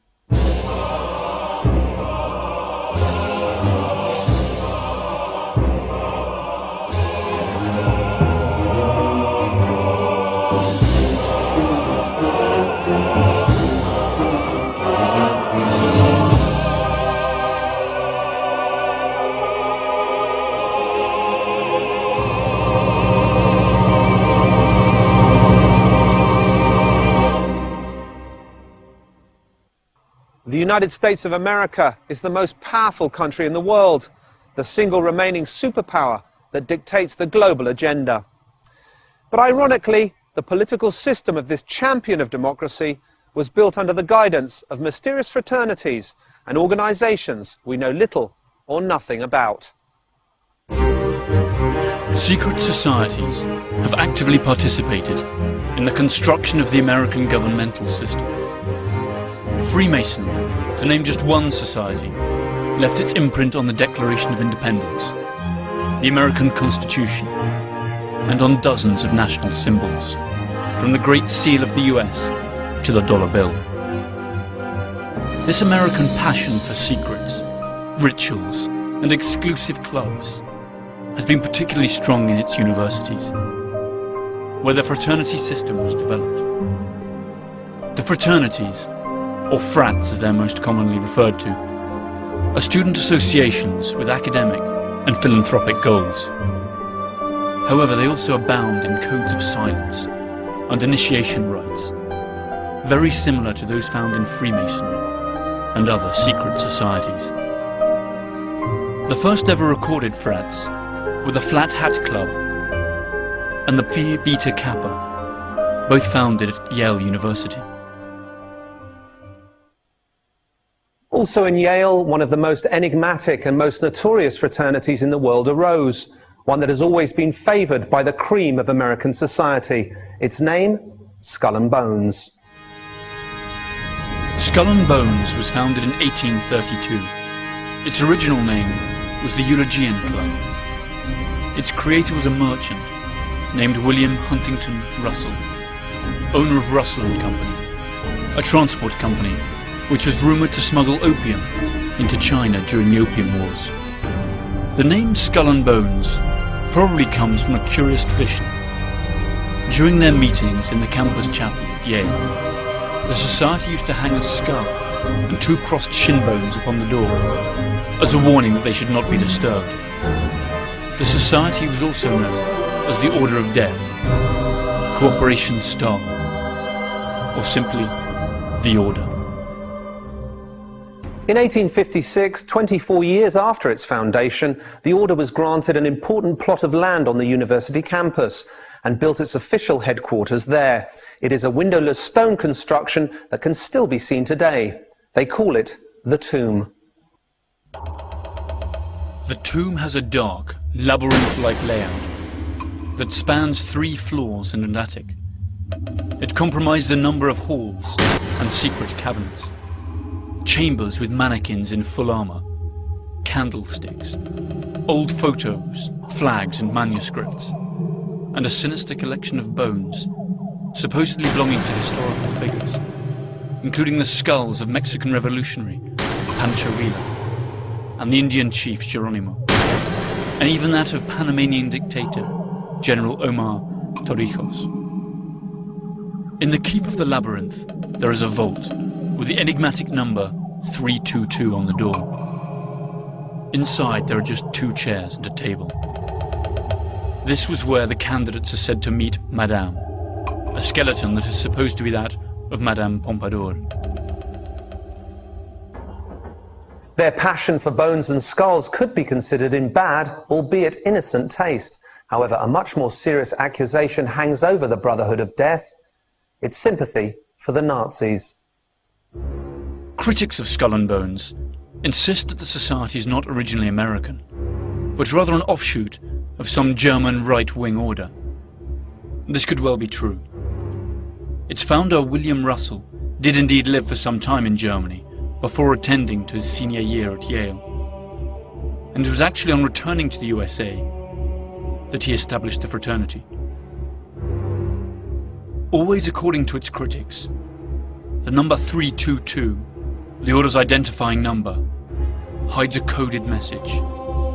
The 32 represents the year of its foundation, 1832, and the additional 2 stands for the fact that it's the 2nd chapter within an international order.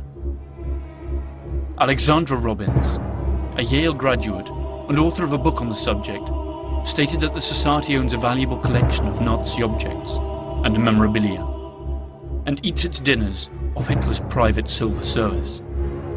A large part of their liturgy is written in German. Who was the fool? Who was the wise man, beggar or king? Whether poor or rich, all's the same in death. A sizable part of the American military-industrial complex of the early 20th century collaborated with the Nazi regime in Germany, contributing immensely to their rise to power. This historical fact is unknown to most people even today. Also unknown is the strong involvement of bonesmen in the pre-war German-American relations. But history keeps its own records, and the past always returns to haunt us. In 1930, Prescott Sheldon Bush, father of President George H. and grandfather of President George W., a member of the Skull and Bones class of 1917, and president of the Union Banking Corporation, engaged in a number of profitable business deals with Fritz Thyssen, the German steel tycoon who supplied Hitler's war machine. The UBC was closed by President Truman during the Second World War under the Trading with the Enemy Act. In other words, for doing business with the Nazis. Apart from Prescott Bush, several other directors of the Union Banking Corporation in New York were also 1917 bonesmen. including E. Rowland Harriman and Ellery Sedgwick James.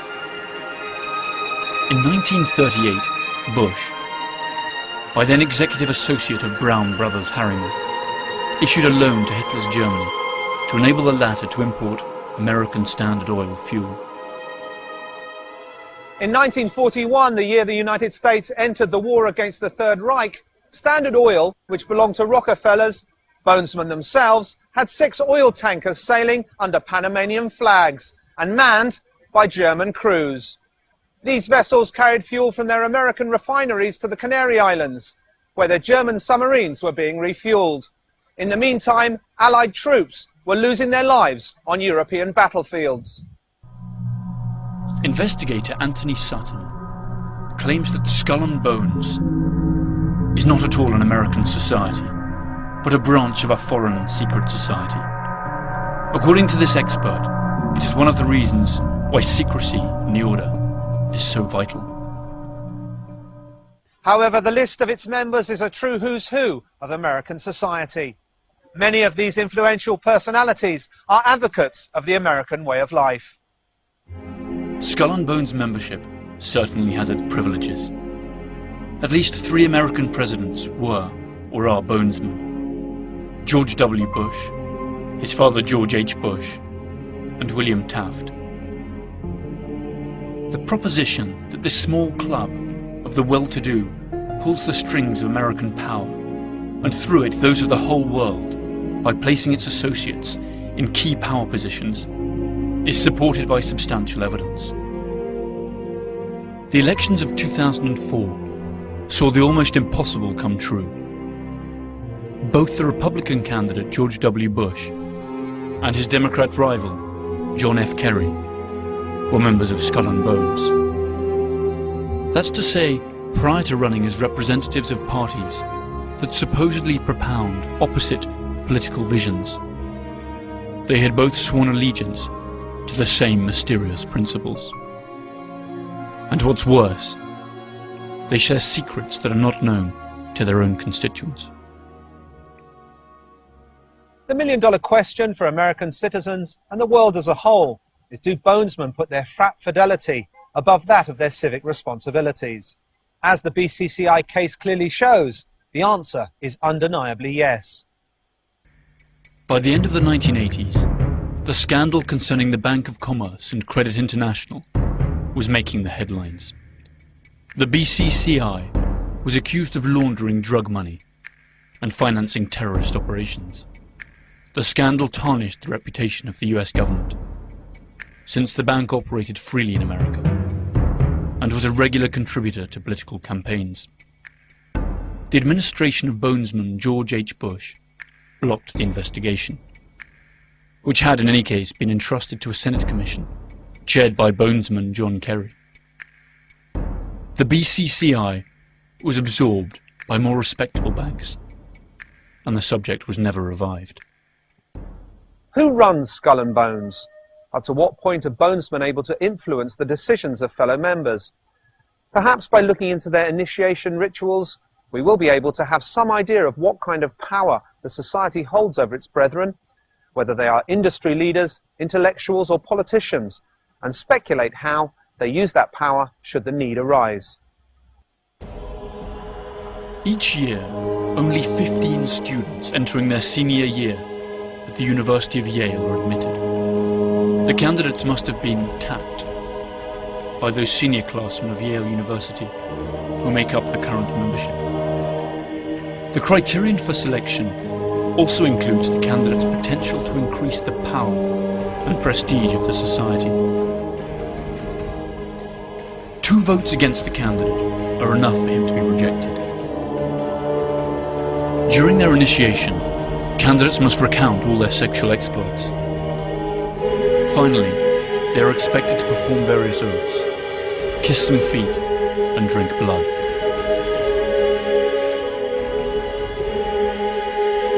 They then have to lie naked in a coffin, and, after masturbating in full view of the others, swear to never reveal their membership of the order. The candidates are then introduced to their future companions, who wear masks for the occasion. Uncle Toby, the Knights, the Small Devil, Don Quixote, and the Pope. Their ceremony ends with a grand party that lasts for hours. To imagine presidents of the United States in this situation is highly disturbing, but even more distressing is to realize that the candidate is now subject to blackmail. All the brethren have witnessed the humiliation of the candidate. Each one has spoken of his darkest secrets. Nobody now feels he can break the pact of silence with the order. As of that moment, betrayal is highly unlikely. The government of the world's only superpower is packed with bonesmen. George W. Bush named 11 bonesman officials in his first government. Add to this various senators, congressmen, and chief justices, directors of the CIA, the Federal Reserve, and directors of banks such as J.P. Morgan Chase and Morgan Stanley Dean Witter. The American media is little different. Among others, Time and Newsweek magazines, in theory competitors, were both founded by bonesmen. The oldest and most influential families also belong to this select club. Bush, Bundy, Harriman, Lord, Phelps, Rockefeller, Taft, Whitney. All of them have undergone the odd ritual of initiation. All have spilled their darkest secrets. All have been ritually humiliated in front of their peers. And all of them owe loyalty to the order. It is estimated that there are some 800 bonesmen alive today. Around half of them active and in key positions in the American economy and political establishment. There are plenty of reasons to be shocked just by what we have learnt so far. This is a secret society founded by an alleged drug lord that counts among its members people who have financed the Nazis. Their members meet in a bunker supposedly full of stolen skeletons, and among its brethren we find no less than the president of the most powerful country on earth and also his main political contender. And Skull and Bones is not the only secret society that appears to be pulling the strings of world power. There are at least 2 other organizations who are suspected of foul play, ranging from economic manipulation to attempting to achieve world control. They are the Bilderberg Group and the mysterious Council of Foreign Relations.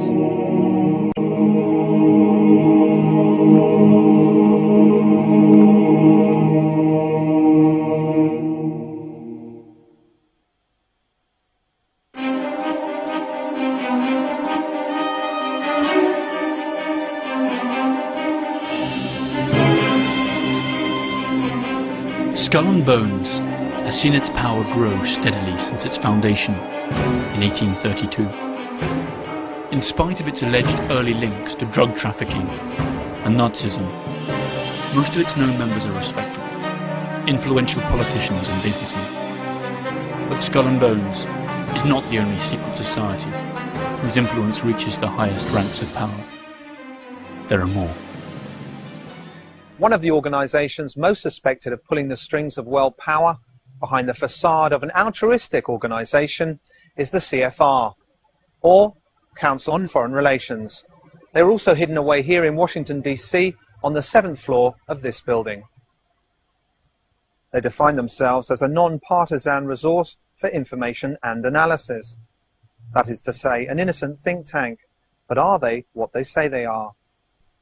The answer to this question may hold the key to understanding the true origin of many events that happen to us every day and seem to be a result of our own free will.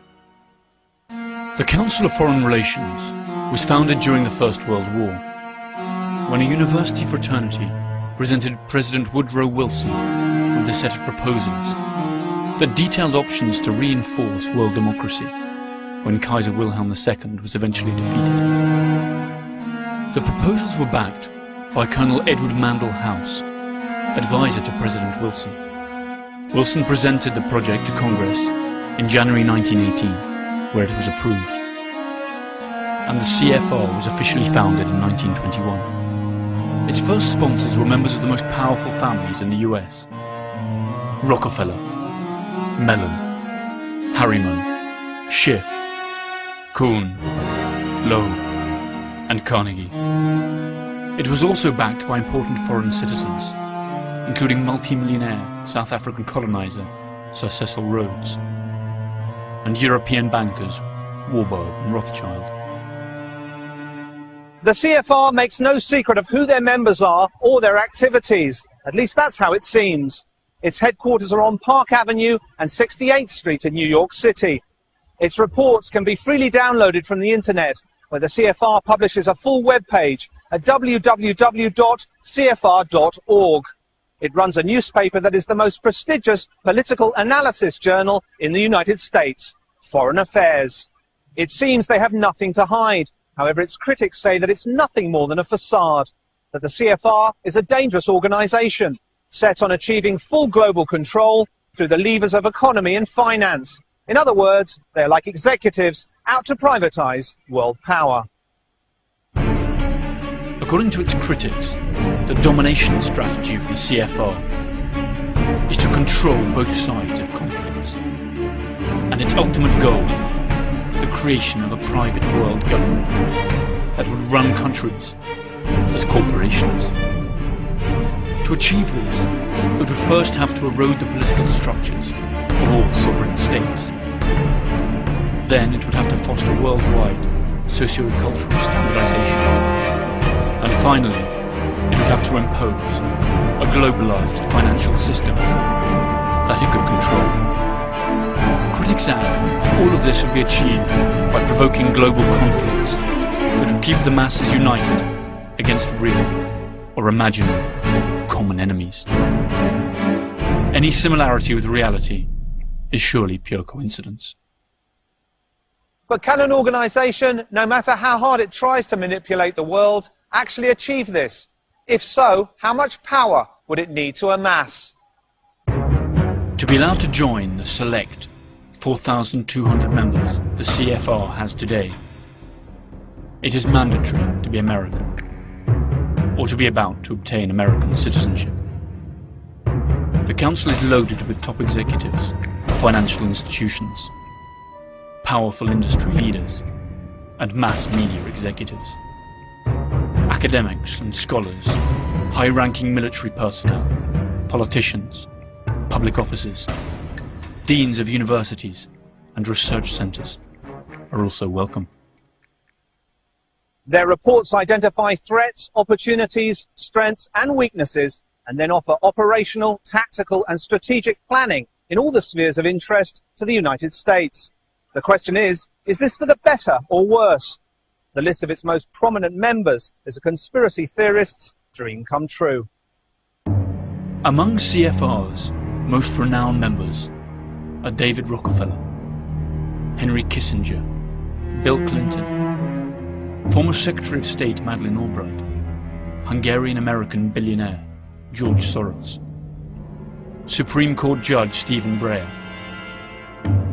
Low CBS Network's President Lawrence A. Tisch, former US Secretary of State General Colin Powell, General Electric's former chairman and CEO Jack Welch, current US Secretary of State Condoleezza Rice, W. Thomas Johnson, President of CNN, and Katharine Graham, President of the Washington Post, Newsweek, International Herald Tribune Group. That's not to mention Alan Welsh Dulles, founding father of the CIA, and banker Paul Moritz Warburg, who was born in Germany and emigrated to the United States, where in 1913 he drew up and promoted the legislation that would create the Federal Reserve Bank. This is the American central bank, whose capital is not public, as would normally be expected, but is instead in the hands of private banks. The Federal Reserve is not the only institution related to the CFR. The International Monetary Fund behind me and the World Bank close by were both created by CFR members. These three organisations control most of the world's capital, as well as distribution and aid policies. That is to say, they decide who wins and who loses. Both the IMF and the World Bank have come in for some heavy criticism over many years for their lousy management of world crises, when instead of acting like last resort moneylenders, as their mission states, they became involved in dictating the macroeconomic policies of deeply indebted nations, drowning them in more and more debt. This policy had catastrophic results for countries such as Brazil, Argentina, Turkey and Mexico. Joseph Stiglitz, Nobel laureate for economics, has repeatedly attacked the performance of the fund, suggesting that it was the true cause of many of the aforementioned crises. This cannot be brushed off as hearsay, since Stiglitz was chief economist and senior vice president of the World Bank from 1997 to 2000. In other words, an insider. If we observe how the price of medical supplies generates gigantic profits for those who produce them, and at the same time kill millions of people who cannot afford to buy them, if we stop to think about the irreparable damage that multinational corporations carry out in the so-called third world countries, if we study the mechanisms of usurious loans of the world banking system that cyclically provoke crises that sink entire countries below the poverty line, it's worth asking, is economic war more effective than conventional war when it comes to achieving world power?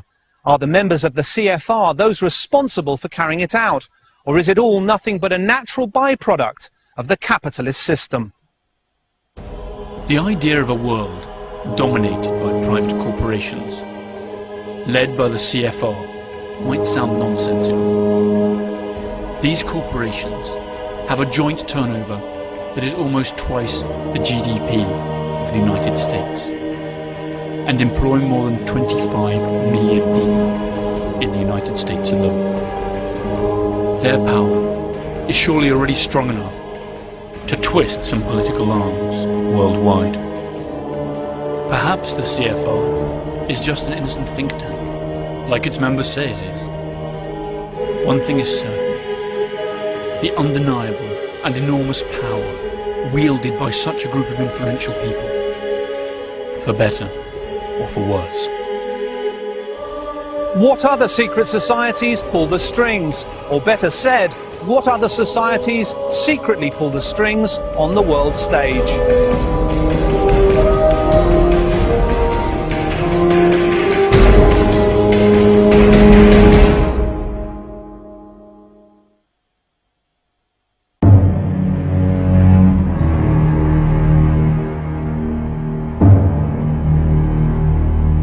Most experts agree that one of the traits of contemporary secret societies is that they're no longer guided by ideology, but rather by pure and simple economics. In practice, this means that they use their influence in the corporate world to force entire countries to serve their interests. The average person is completely unaware of how national strategic decisions are taken, and whatever changes his vote may bring about happen only over the very long term, and usually prove to be merely cosmetic. If there's one secret society that has every characteristic needed to raise suspicion, it's the Bilderberg Group. Surely the most exclusive club on the planet, and perhaps the organization that really controls the world. The Bilderberg Group is named after the Bilderberg Hotel in Oosterbeek, Holland, where it first met. Its founders were Joseph Rettinger, a Polish emigre with social democratic ideas, and Prince Bernhard of the Netherlands. The annual meetings that it has held since then have been regarded as true milestones in international politics.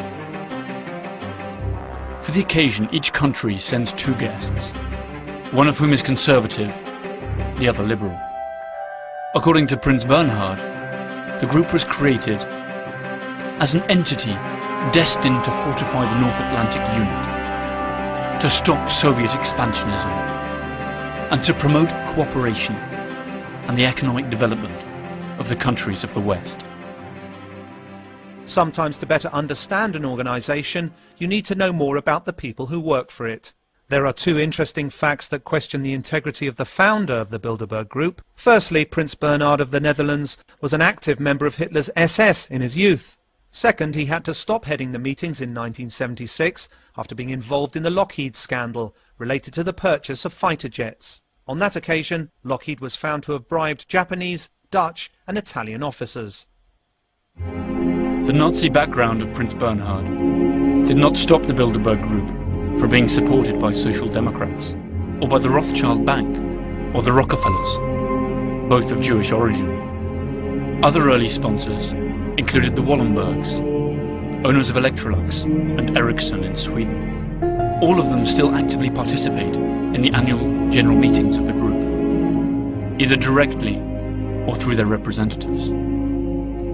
The only thing that this confirms is that when it comes to making decisions that will affect the world, ideology doesn't really play that much of a role. After all, business is business.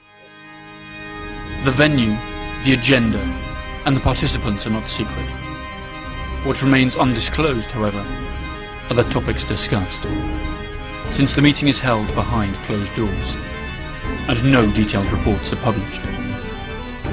The conference takes place during a weekend in May, and lasts 3 full days, usually a few weeks before the G8's annual meeting. A fleet of black limousines drives the guests to a luxury hotel or palace of choice.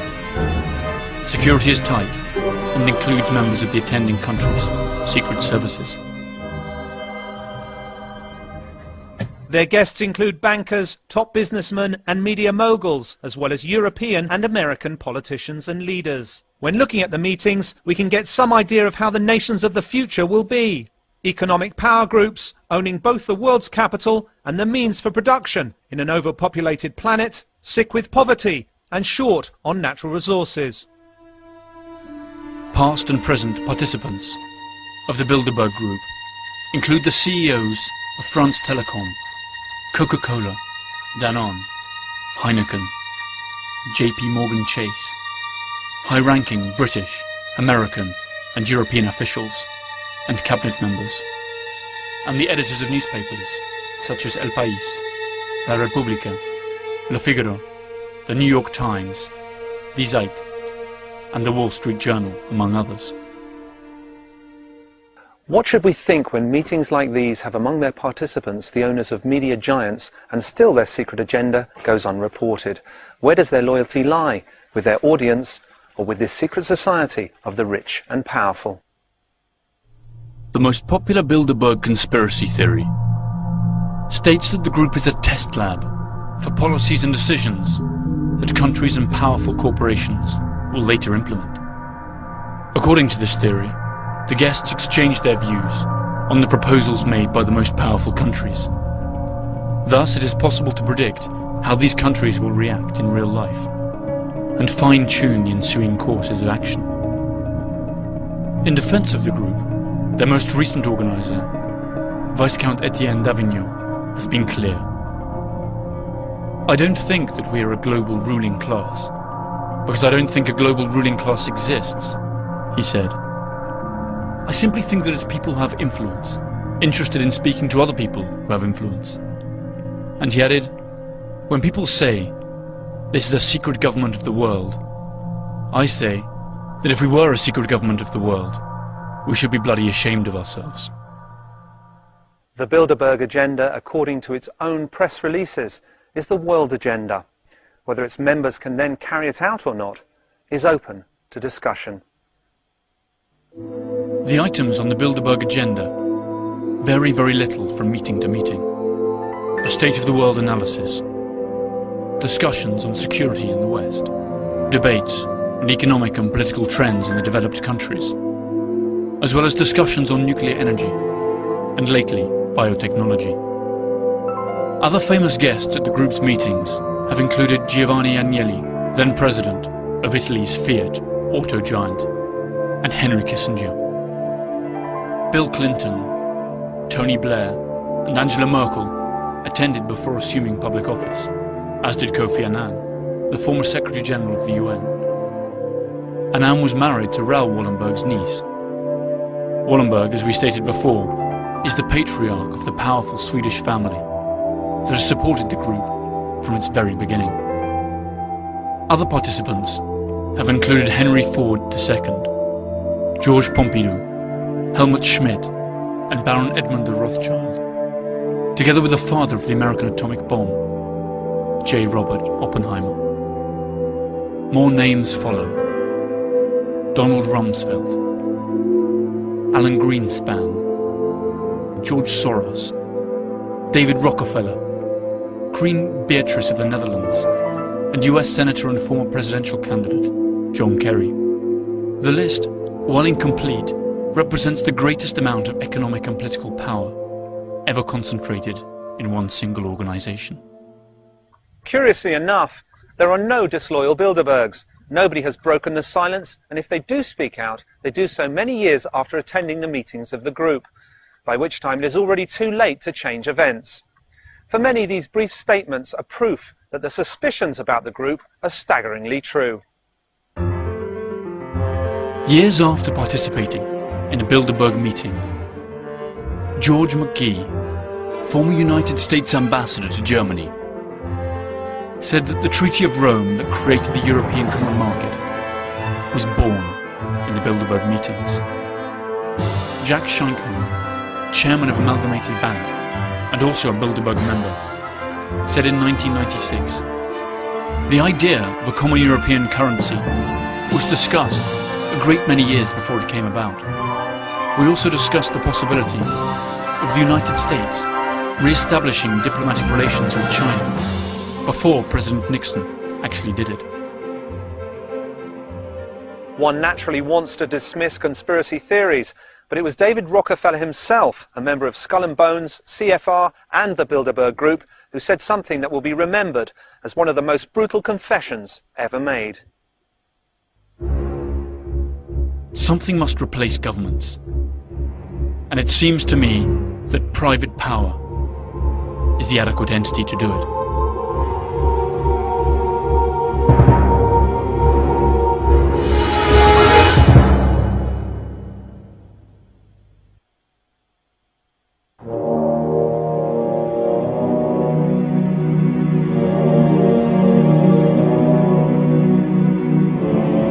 Whether or not secret societies control the world is open to discussion.